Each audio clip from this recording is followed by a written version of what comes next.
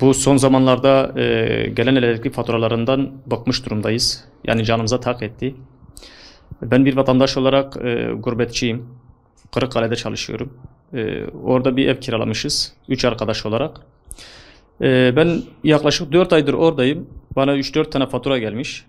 Gelen faturalarım %140 arası geliyor. Yani daha 142 TL'sini faturada ben görmüş değilim. Yalnız Batman'da gelen faturalar harbiden bizim canımıza tak etti. Benim 20 günlük faturam 200'ü geçmiş durumda. Şimdi ben burada yetkililere seslenmek istiyorum. Yani buradaki farkla oradaki farkı ben anlamış değilim. Niye orada ben 3 arkadaş orada kullandığım elektrik burada kullandığımın 2 katı ve orada 3 odada 3 arkadaşız. Her birimizin ayrı bir odası var. Orada kullandığım bütün beyaz eşyalarım var. Televizyonum var. Orada kullandığım elektrikle burada Batman'da kullandığım elektrik arasında farkı ben anlamış değilim. Burada ben kendi evimde bir oda kullanıyorum. Burada doğru düzgün ben bir çamaşır makinesini kullanamıyorum. Haftada 1 ya da 2. Ben orada haftada en az 4 sefer çamaşır makinesini kullanıyorum. Çalıştığımızdan dolayı. Yani orada çalışıyoruz. Çıkıyoruz, geliyoruz. Akşamleyin elbise kirleniyor, makineye atıyoruz. Ama burada öyle değil. Ben burada şubeni kullanamıyorum. Niye? Elektrik faturam çok geliyor. Ben 10 gündür Batman'dayım. Doğru düzgün bir televizyon kullanmış değilim.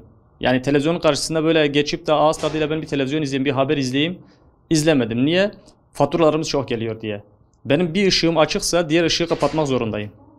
Bunun nedeni de elektrik faturalarımın çok gelmesidir. Yani benim ricam şudur yetkililerden. Şu elektrik faturalarının farkının giderilmesini istiyoruz. Yani orada kullandığım elektrik faturasıyla burada kullandığım elektrik faturasının farklarının giderilmesini istiyoruz ki biz de burada rahat bir şekilde elektriğimizi kullanabilelim. Bu fahiş fiyatlardan biz de kurtulalım vatandaş olarak.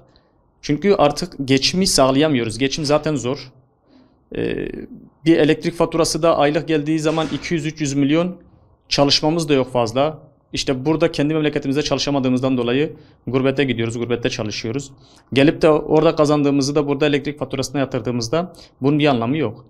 Yani yetkililerden bizim tek istediğimiz şu aradaki farkın kaldırılmasını istiyoruz.